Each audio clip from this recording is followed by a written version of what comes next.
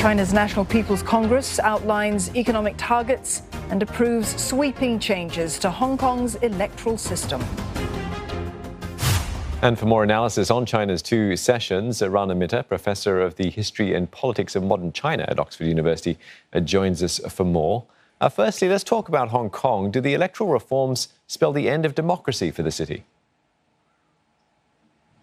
See, they do spell the end of democracy in the sense that the territory has known it for the last 25 to 30 years, basically the last period of British rule and the first period of Chinese takeover.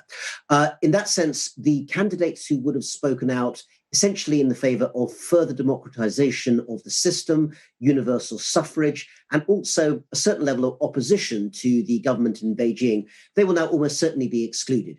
The question is whether democracy with Hong Kong characteristic, which is the term that's already being bandied about, can include any kind of genuine opposition in LegCo, the Hong Kong Parliament, or whether essentially it becomes a sort of rubber stamp like the National People's Congress in Beijing, where essentially dissent is hardly ever known.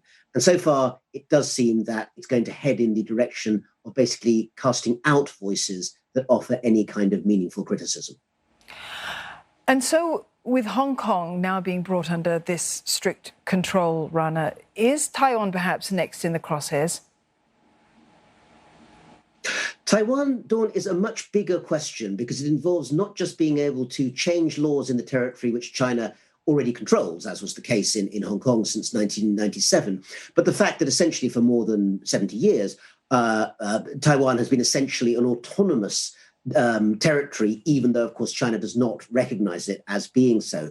It's also a very lively democracy of 23 million people, a full democracy, unlike Hong Kong. And perhaps most significantly, it does have a defense relationship with the United States, which, while a very long way from an official treaty, does provide the island the means to actually arm itself. That is something that China is very aware of. That is something that it obviously does not want to get involved with, a shooting war. So while there's plenty of strong rhetoric about Taiwan being brought back in, I think China's policymakers know that in practice, it's not as simple as simply demanding it. It would demand essentially a great deal of military commitment as well as political change. So it's further off on the agenda in reality, I think. Coming back to the mainland, the new 5-year plan has stressed technological self-sufficiency. How ambitious are these policies?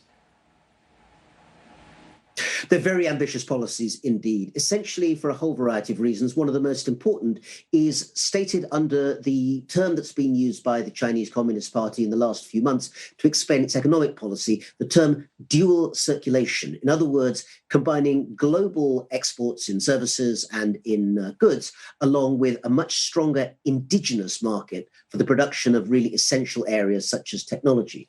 And what this means is that, to take one specific example, semiconductor chips, something that's absolutely central to the way in which a modern cyber economy operates. Well, China doesn't make its own. At the moment, it doesn't have the technological capacity to make its own to the standards of the big American and indeed Taiwan manufacturers. So that sort of area is where the 5-year plan is really going to put its concentration and put its strength. The question is whether China, even with the many advances it's made in innovation in the last few years, is really in a position to produce that kind of precision technology. But there's no doubt they'll pour huge amounts of money, 2.3% of China's GDP is spent on research and development, into trying to get to that goal. Well, Rana, does dual circulation then contradict China's push for multilateralism, or can the two coexist?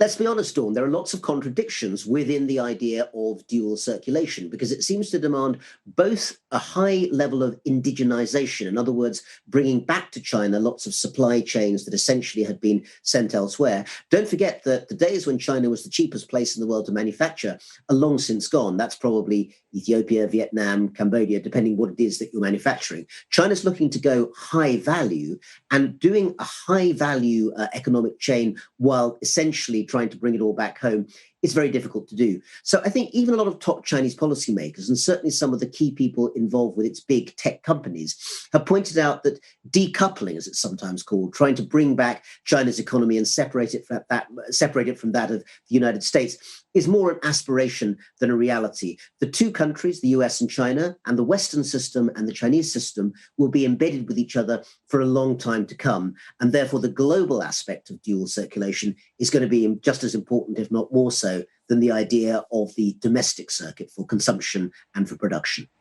Well, let's get your thoughts on the China-US relationship. Ties have been particularly tense, especially over issues such as Hong Kong, Taiwan, as you mentioned earlier, Xinjiang as well for human rights. What are the chances the two can sort of set aside their differences and diffuse tensions going forward? Well, it's good news to know that in Anchorage, Alaska, in a few days' time, it looks like there's going to be a major high-level meeting between foreign policy officials. I apologize, I think there's something behind. Apologies for that. But the American policies towards the United States are not going to change immediately.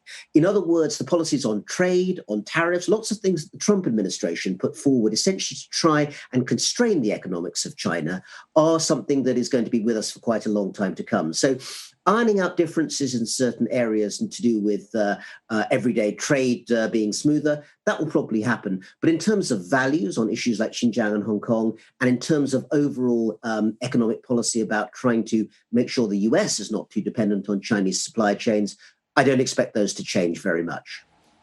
Rana, thank you very much for sharing your perspectives with us on this issue this evening. Thank you very much. We were speaking there to Rana Mitter at the University of Oxford.